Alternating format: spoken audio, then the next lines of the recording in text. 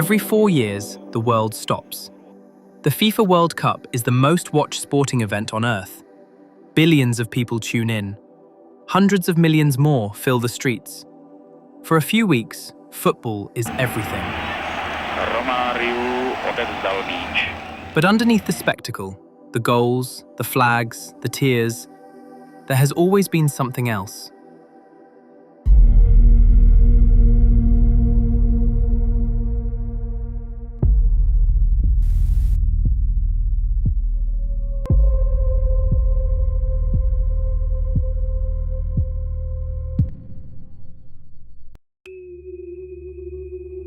It's September 1993, and the Colombian national football team is about to do something extraordinary.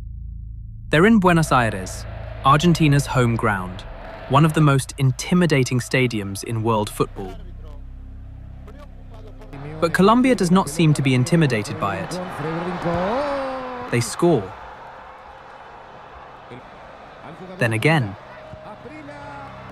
Then again. By the final whistle, it's 5-0. Argentina, one of the greatest footballing nations on earth, have been taken apart on their own pitch. The whole of Colombia stops. Pelé, considered by many to be the greatest footballer of all time, watches on and says Colombia will win the World Cup. On paper, everything looks perfect. But Colombia in the early 90s was not a safe place. Good evening. It's become a typical day in Colombia. 3 more judges have quit their jobs after being threatened by the murderous drug cartels.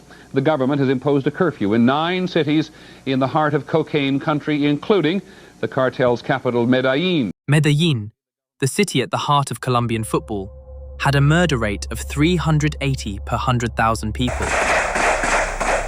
It was, by some measures, the most dangerous city in the world. Well done. Sorprendidos por el ascenso sin precedentes que ha tenido Atlético Nacional en este torneo. Si gana hoy, será el primer equipo colombiano que se coronará campeón de Sudamérica. The football was soaked in drug money. By the late 80s, Colombia's powerful drug cartels had found a great way to launder their profits. Pablo Escobar effectively controlled Atlético Nacional in Medellin. The Rodríguez Orejuela brothers, heads of the Cali cartel, ran América de Cali. Gonzalo Gacha owned Millonarios in Bogotá. It was never openly admitted, but everyone knew. This period became known as Narco Ball, and it made Colombian football extraordinary and extraordinarily dangerous. Anyone who tried to stop it paid a price. In 1983, Colombia's Justice Minister, Rodrigo Lara Bonilla, began investigating the cartel's involvement in football clubs. He was shot dead in his car in Bogotá shortly afterwards. In 1989, referee Alvaro Ortega officiated a match in Medellin. At some point during the match, a player scored what appeared to be an equalizer in the final minutes, but the referee Ortega disallowed it for dangerous play. An anonymous caller later told a radio station that Ortega had cost the chief bettors a great deal of money. He was shot 9 times outside his hotel that same evening. The entire Colombian league season was cancelled. No champion was ever declared. Anyone who fell out of favour with these men was at risk. In 1994, 5 years later, the world would also learn that the players themselves were no exception. Andrés Escobar played as Colombia's central defender and was one of their most prominent players. Calm, measured, and deeply respected. In a country where football had been dragged into the orbit of cartels and killings, Andrés represented something different. He wrote a column for the newspaper El Tiempo, speaking openly about responsibility, about unity, and what football could mean for Colombia beyond the violence. They called him the Gentleman of Football. A few months later, he was on a plane to the United States. Colombia were at the 1994 World Cup, and Escobar was one of the most admired footballers in South America. Now the pressure on Colombia's squad was huge. The cartels had money riding on the tournament. Cartel bosses expected results, and they had ways of making that expectation felt.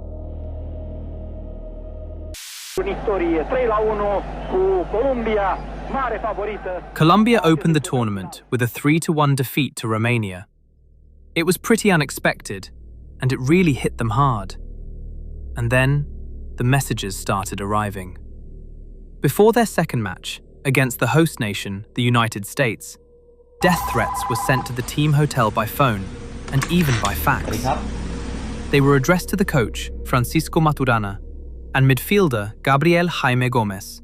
Francisco Maturana later admitted he'd received personal threats as well, basically being told which players had to be in the starting 11. So when Colombia walked out onto the pitch that day, the players knew exactly what was at stake, and that result was what eventually got them out of the World Cup. After the match, Escobar was urged to stay in the United States for a while, at least until things had calmed down back home. But he refused. He said he'd done nothing wrong. He had nothing to hide. He just wanted to go home. Before leaving, he even sat down to write one final column for the Colombian newspaper, El Tiempo. Life doesn't end here. We have to go on. Life cannot end here. No matter how difficult, we must stand back up. We only have two options. Either allow anger to paralyze us, and the violence continues, or we overcome and try our best to help others. It's our choice. Let us please maintain respect. My warmest regards to everyone. It's been a most amazing and rare experience. We'll see each other again soon, because life does not end here. On July 2nd, 1994, 10 days after the match, the news broke. It was at 3:30 a.m. in front of this restaurant. 27-year-old Andres Escobar got into his car. He was surrounded and shot 12 times and killed. According to witnesses, after each shot, the gunman shouted, "Goal!" Andres Escobar died in hospital that night. He was just 27. More than 120,000 people attended his funeral. A man named Humberto was arrested and confessed to pulling the trigger. He had worked as a driver for a man called Santiago, an alleged drug trafficker with cartel connections, who was said to have lost a significant amount of money betting on the Colombia match. Humberto was convicted and sentenced to 43 years in prison. He served 11. Santiago and his brother Pedro, who were also at the scene that night, served 15 months for obstruction of justice. It is widely believed the prosecution was halted after bribes were paid to the prosecutor's office. The lead investigator later said he still wonders why his superiors shelved the case. In February 2026, 32 years later, Santiago was shot dead at a restaurant in Mexico. The case, in a way, never closed.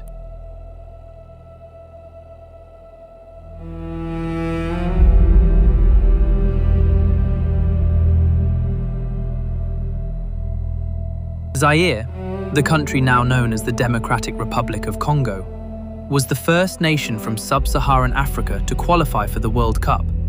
Their president, Mobutu, was overjoyed. Mobutu had ruled Zaire since 1965 with absolute power. He used football as part of a broader program of national identity. And now his national team had qualified for the 1974 World Cup. He rewarded them lavishly. Each player received a house and a car. Mobutu's generals were reportedly so jealous that he had to buy them each a car as well, just to keep the peace. The players found out that the match bonuses they'd been promised, money they were counting on, had apparently been intercepted by officials linked to Mobutu's regime. The squad became so angry that they decided they wouldn't play the next match against Yugoslavia at all. In fact, even 2 hours before kickoff, they were still refusing to go out onto the pitch. Then the threat started. The players were told that if they refused to play, they'd be sent to a dungeon. So they played, and lost 9-0. It remains one of the heaviest defeats in World Cup history. What the world saw as a humiliation was, in fact, a protest. A deliberate capitulation by a group of men who had been robbed and threatened in the same breath. After the match against Yugoslavia, Mobutu reacted almost immediately.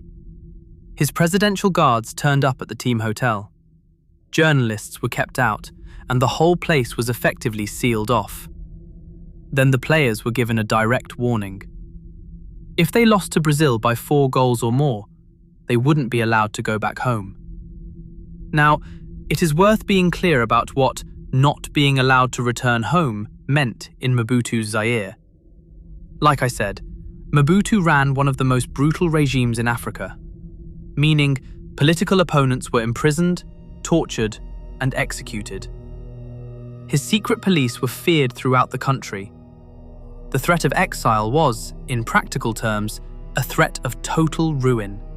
Separation from family, loss of livelihood, and the ever-present possibility of something worse. The players understood this. The match against Brazil on June 22, 1974, was always going to be difficult. Brazil were the reigning world champions. Zaire were exhausted, demoralized, and playing under the most extraordinary pressure any group of footballers has perhaps ever faced. Brazil were 2-0 up. The Zaire players were doing everything they could to slow the game down, to run down the clock, to keep the score where it was. Then, late in the second half, Brazil were awarded a free kick. Rivellino, one of the finest players in the world, stepped up to take it. And then, something happened. Mwepu Ilunga broke from the defensive wall, sprinted forward, and booted the ball as far up the pitch as he could, before Rivellino had even struck it. The crowd laughed. Players looked at each other in confusion. The Romanian referee strode over and showed Mwepu a yellow card.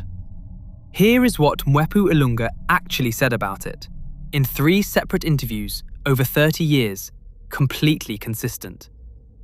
I did that deliberately. I was aware of football regulations. I did not have a reason to continue getting injured while those who will benefit financially were sitting on the terraces watching. I know the rules very well, but the referee was quite lenient and only gave me a yellow card. He wanted a red card, but he didn't get it. Brazil scored a third. The final score was 3-0, 1 goal short of the threshold. The players were allowed to go home. When the team finally arrived back in Zaire, they were driven straight to the presidential palace, where Mobutu was already waiting for them. Their passports were taken away, and they were banned from leaving the country. Mobutu also cut all funding to the national team. And from that point on, football in Zaire slowly collapsed. A lot of those players ended up spending the rest of their lives in poverty. Mwepu died on May 8, 2015, at the age of 66 after a long illness. He never got to see what happened next.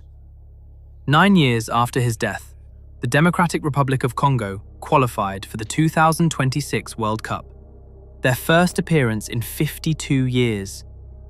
And when they finally stepped back onto the World Cup stage, they held Portugal to a 1-1 draw. Considering the quality of the Portuguese side, led by Cristiano Ronaldo, it was a huge result. And suddenly, people started believing this team could go much further than anyone expected.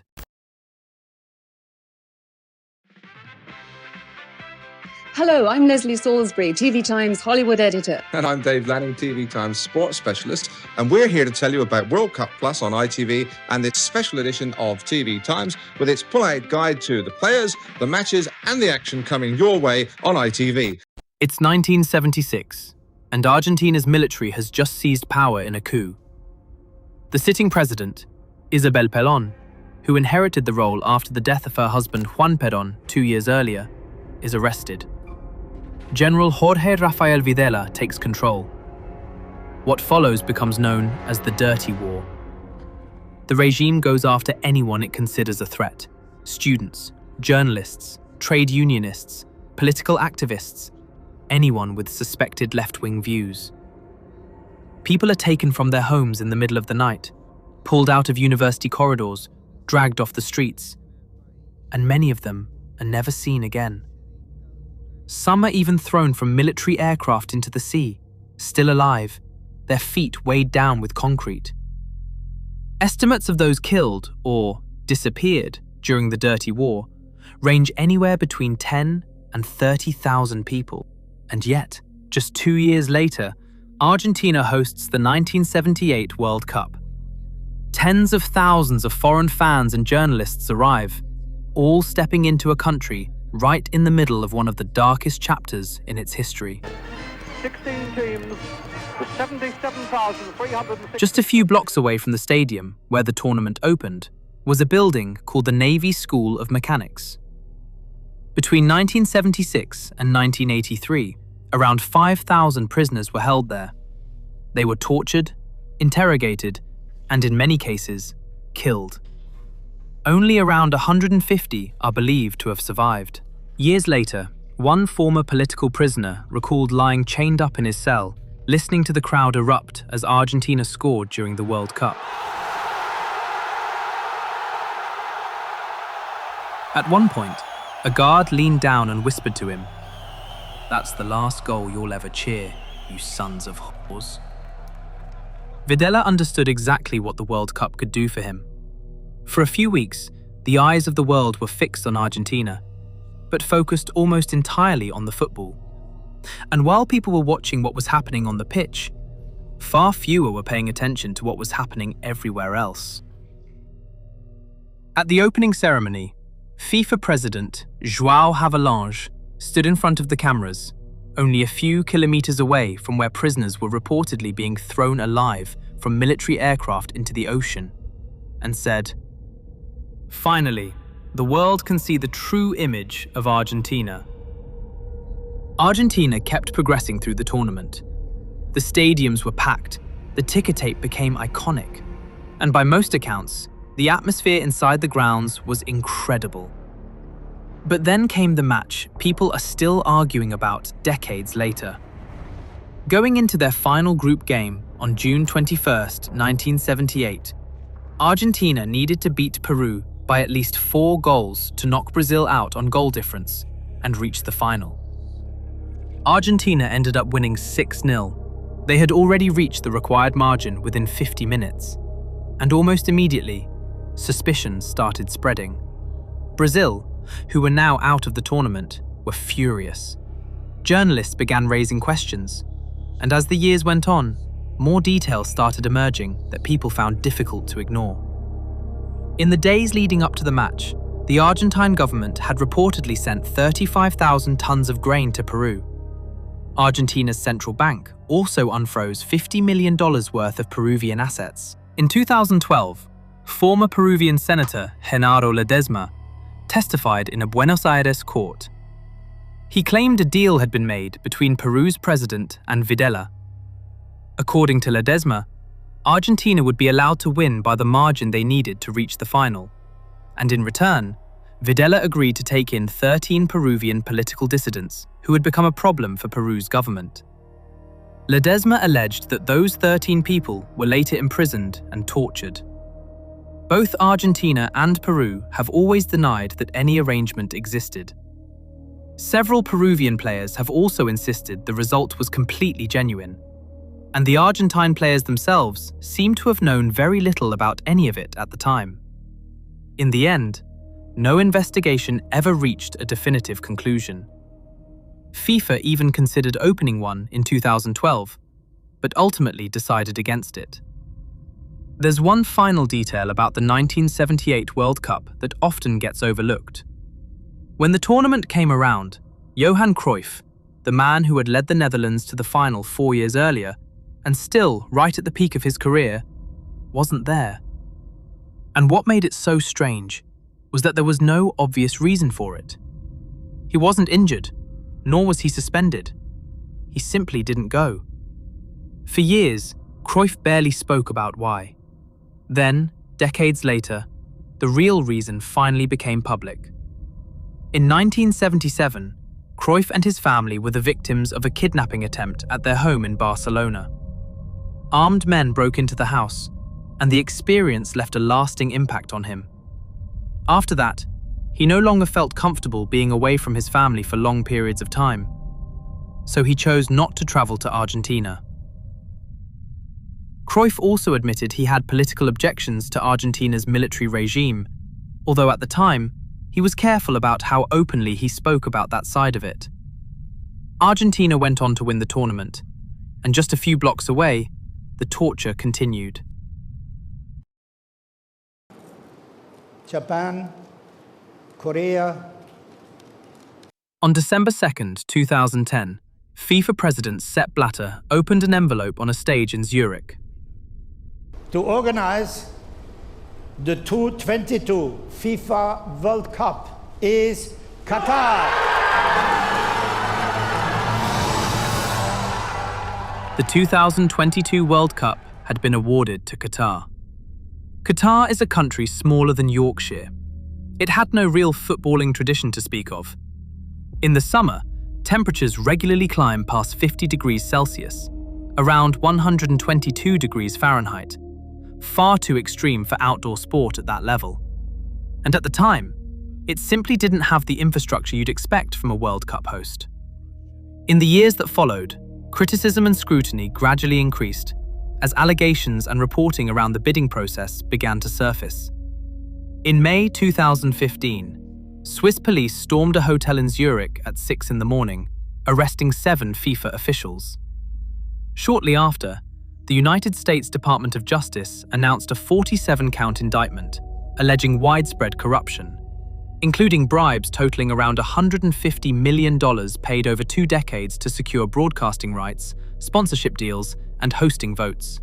Sepp Blatter resigned just 4 days later, shortly after being re-elected for a 5th term. He denied any wrongdoing. But Qatar's hosting rights were never officially taken away, and in the end, the tournament went ahead as planned. To host a World Cup, Qatar had to build almost from scratch. 7 new stadiums, along with hotels, roads, a metro system, and a major airport expansion. And to build all of that, they needed workers. Hundreds of thousands of them. They came mainly from Nepal, India, Bangladesh, Pakistan, and Sri Lanka. Often men from rural, low-income backgrounds recruited through agencies and promised decent wages and better opportunities. But many arrived to find something very different. Qatar uses a labor system known as kafala. Under this system, a migrant worker's legal status is tied directly to their employer. In practice, that meant they couldn't change jobs without permission, and they couldn't leave the country without it either.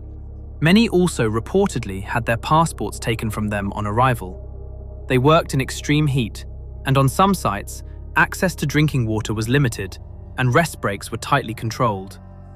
And when workers died, and many did, the causes were often recorded simply as cardiac arrest or natural causes, without proper investigation, and with no compensation for their families. In 2021, The Guardian published an investigation estimating that more than 6,500 migrant workers from South Asia had died in Qatar since it was awarded the World Cup in 2010. One of them was Vinod Kumar from India. He had loved football since he was a child. His younger brother later said they used to play together in a park until it got too dark to see the ball. Vinod Kumar died while working on a construction site in Qatar. His family were given conflicting explanations. First, a workplace accident, then suicide. No clear cause was ever confirmed, and in the end, no one was held responsible. Qatar's official position throughout the years of construction was that the deaths were not their responsibility. The Supreme Committee, the body overseeing World Cup preparations, stated that only 3 deaths on stadium construction sites were work-related. Another 37, they said, were unrelated to the work itself. The families of those workers are still waiting for compensation. Qatar has rejected proposals for a dedicated fund to support them, and many of the deaths recorded as natural causes were never properly investigated, leaving families with no clear legal route to claim anything at all. Meanwhile, the tournament itself broke records. Massive viewing figures, high-profile matches, and one of the most dramatic finals in World Cup history. But underneath all of it, many of those workers' deaths were never properly investigated, and most of their families are still waiting. I'll leave it there for today. If this video was worth your time, don't forget to like and subscribe to the channel so you won't miss the next videos. Stay vigilant. And as always, thanks for watching.